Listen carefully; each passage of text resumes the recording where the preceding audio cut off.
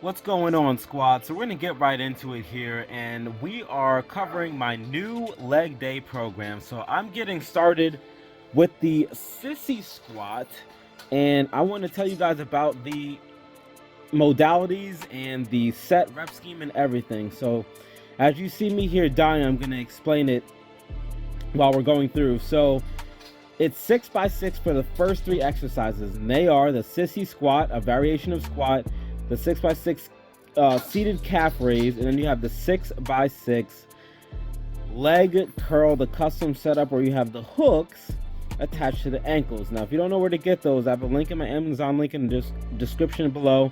Go ahead and check those out. Really good for a couple of exercises, not just the leg curl. So definitely worth taking a look at. But anyway, after that, then I switch over to hypertrophy, which is for the same three exercises.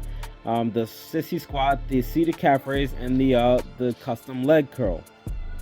Now, I decided on going for raw strength / hypertrophy with the 6x6 and just straight up hypertrophy with the same exercises, because if you've been paying attention to any of my personal vlogs on the Isochain, you have probably noticed, as I have, that my legs should be a little bigger. So that's going to actually be another video entirely, because you guys know I like to be transparent and I like to address the elephant in the room. Trust me, I've noticed it. All right, so I needed to get those up. So this is why, and honestly, I feel like the sissy squat in this particular situation for what I'm trying to achieve works very well. Honestly, I left a post on Facebook talking about that I highly regret not utilizing the sissy squat more, and I'll be honest with the squat, I thought that it was just inferior to the other variations of squat, and depending on who you talk to, they might say that it is. To be honest, guys, I disagree. I mean, this has been quite a squat. I still say that it's not better than the belt squat, but it's been great. And as I switch over to the calf raise, I can feel the tension leaving my quads already. And my set rep scheme for all our 6x6 exercises is obviously 6 seconds and a 20-second rest time in between. So these exercises should be about 2.5 minutes at most per exercise.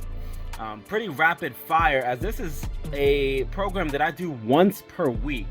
So I do legs at the gym twice as part of a pseudo push-pull legs program, 6-day split.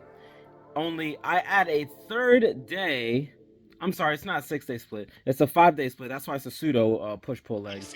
And I add a third day, this leg day, being a pure isometric leg day. Now, the reason why I wanted to add this, and I alluded to this a while ago on the channel, I wanted to go ahead and add a leg day that was purely isometric, because after learning all the benefits of isos, remember, one of the reasons I purchased the Isochain is because I needed to fix up my knees.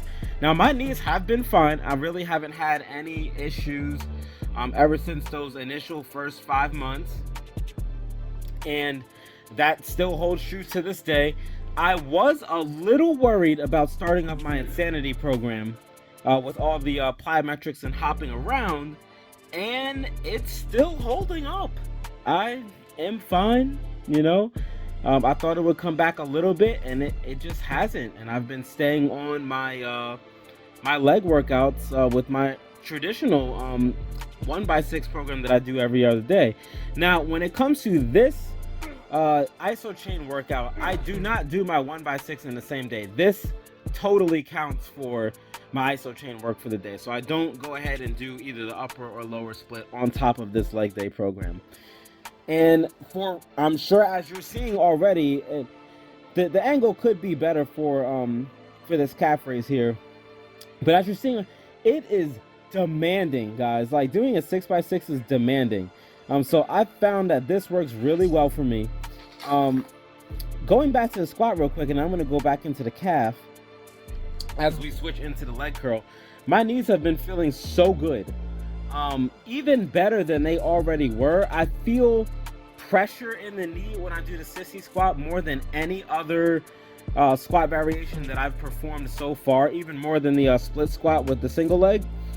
And so I want to continue doing that. I want to keep on strengthening up my knees. I want to keep on bulletproofing them, and I feel like this is bulletproofing them to a higher degree, and that's just my opinion, but I definitely feel it. Now switching over to the leg curl, back in January, my split for Isochain was a little different, where I was doing more of a total body. Before I switched to the 1x6, I just switched to that a little after. And what happened was I was doing the seated leg curl at the gym, and I was really forcing it at the end of the reps. I was doing a German volume training reps set scheme of 10 by 10. I'm not sure if you guys have heard of it. It's very effective at building up leg hypertrophy. Trust me, that is the name of the game for me this year. Obviously work on everything else, but I really wanted to work on leg hypertrophy this year. So I started the year off big with the German volume training set, and it worked really well. And obviously you're gonna fatigue around like the 8th, 9th, and 10th set. And the first couple sets are like, you know, a breeze, because it's something that a weight that has to be sustainable for 10 sets. So as I come to bring down the leg curl, I feel a slight twinge in my right hamstring behind my knee. So behind my knee, that means there was something connective tissue related. And so I was like, you know what, there might be some weakness there. So let's go ahead and strengthen that up. So that's why I came up with that leg curl exercise, and to great effect. And I was like, you know what, why not capitalize on this and throw it in the leg day program here. It is really good. I feel sometimes that the pull on this leg curl is so powerful, it almost feels like you're gonna pull a hamstring. Now obviously the goal isn't to pull your hamstring, so I'm always easing into these lifts, but they've been absolutely fantastic, guys. I really love the setup here. I love the chain link setup personally for me. It is chain link 5, so when I pull up, everything's locked in place, and it is probably the most direct hamstring work that I've received on the Isochain, period. I believe that there is no other hamstring work that's as direct as this, because they all involve a squat, so the hamstring is getting worked in tandem with other muscle groups. This one is just straight up hamstring, which is great. Now the 6x6 is doing its thing. The strength stuff is great. It's all the stuff that we've come to know on the channel. This, however, is still a baby on the channel, the hypertrophy. There is so much to talk about, guys. Probably years worth of content, if I'm being truly honest. So we are on this squat for about 5 minutes. So about 30 seconds into the 5 minutes.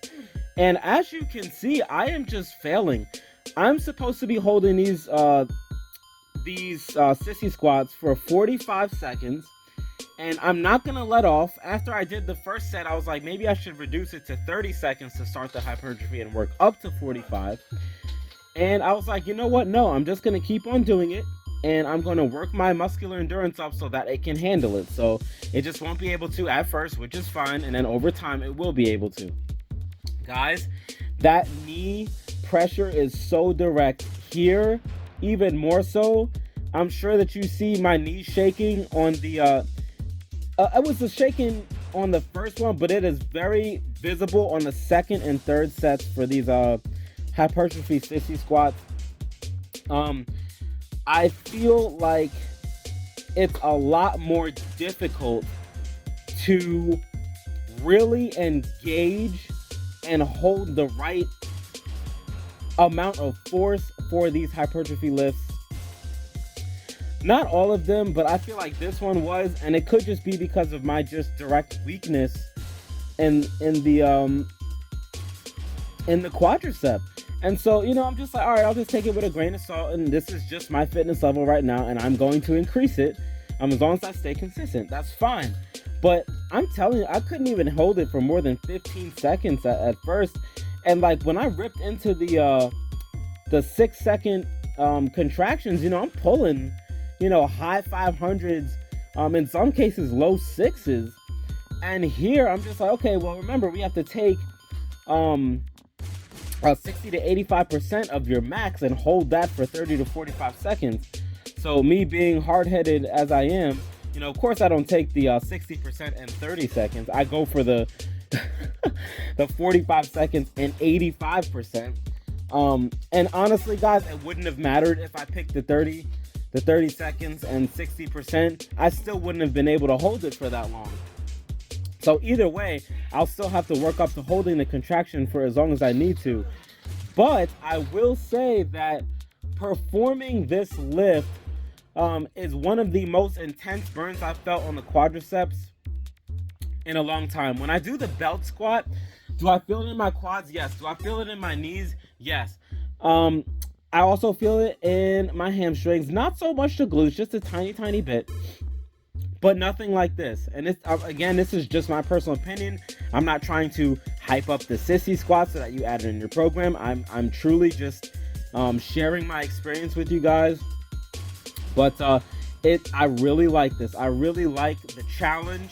I love the burn. I felt my quads really tightening up, and when I stepped off after the third set, that's either coming up or already happening. I think it's coming up soon.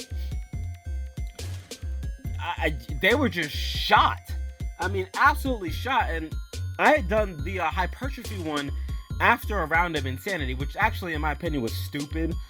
Because the first 6x6s that you guys saw for the first 8 minutes of this video, I did it before a round of insanity, and the hypertrophy I did after a round of insanity, because that's just how my schedule lined up that day, and I had too many other things to do. I'm not gonna not do it, so that's just how it lined up. I'm sure you guys have run into situations like that. Anyway, so yes, I find that the difference between my muscular strength and muscular endurance is actually pretty significant, and I'm going to go on a limb and say that that's not good. So I need to really work on that. I really need to focus on time under tension with my legs, because we all know that time under tension is the building blocks for success and true hypertrophy and growth.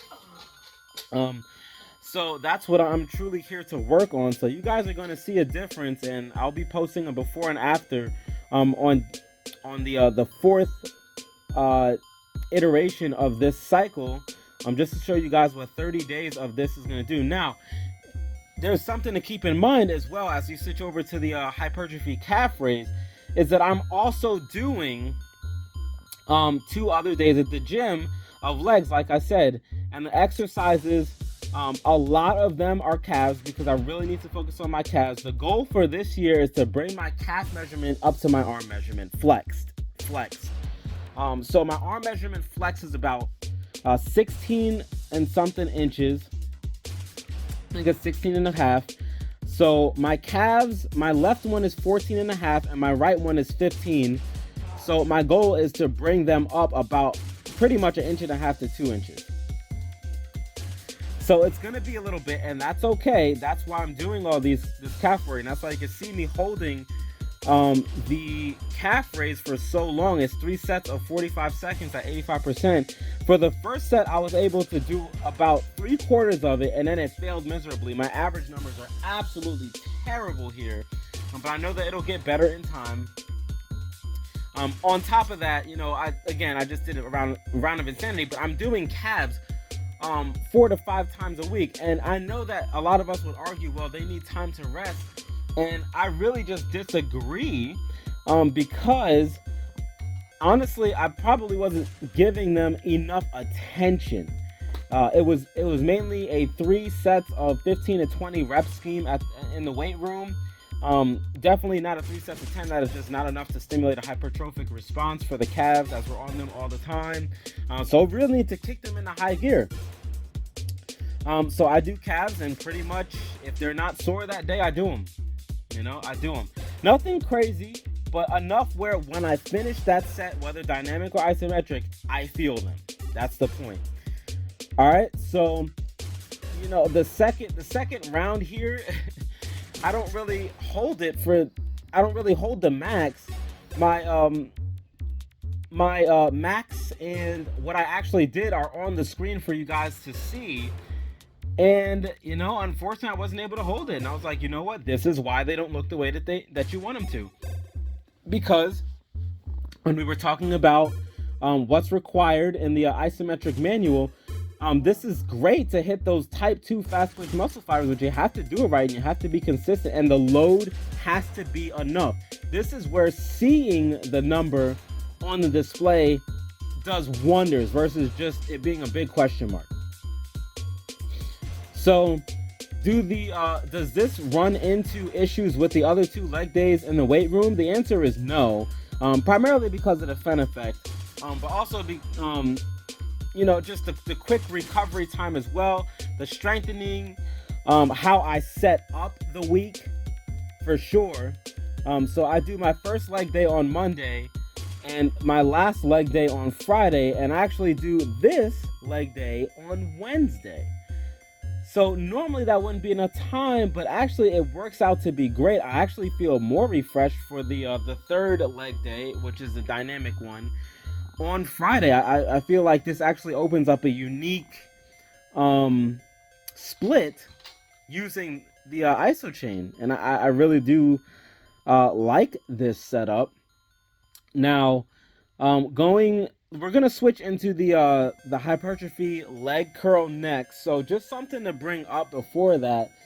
I want to tell you guys about my program in the weight room. So it's the leg press, the seated calf raise with BFR bands, the standing calf raise with BFR bands. This is not in order. What's in order is on the screen.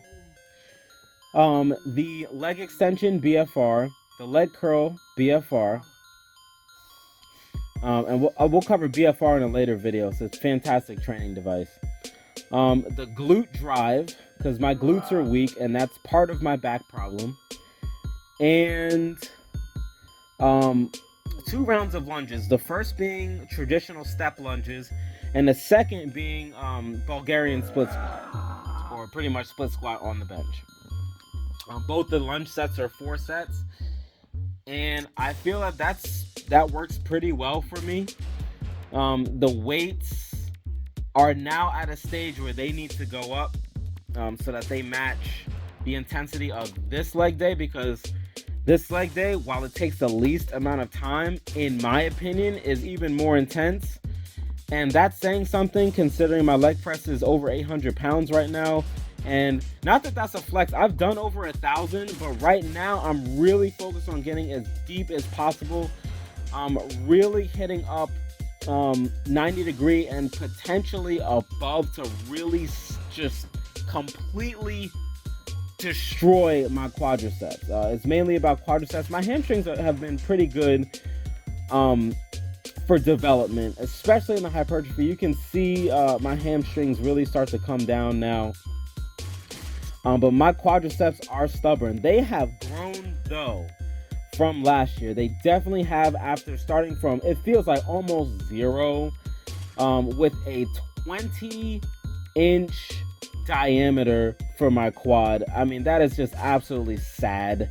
And it's come a long way. I'm right around 22.5 for my right and 22 for my left. So the goal is to bring them up about 1.25 inches, 1.5 inches for my left one, and we will be good. And that looks symmetrical. And so that brings us to the leg curl for the hypertrophy. This was the second most intense burn I've ever experienced on the Isochain, and that goes for all exercises. I'll be honest, I wasn't able to hold it the entire time. I really was focusing on, after the first like 15 to 20 seconds, I'm like, whoa, okay, this is pretty direct.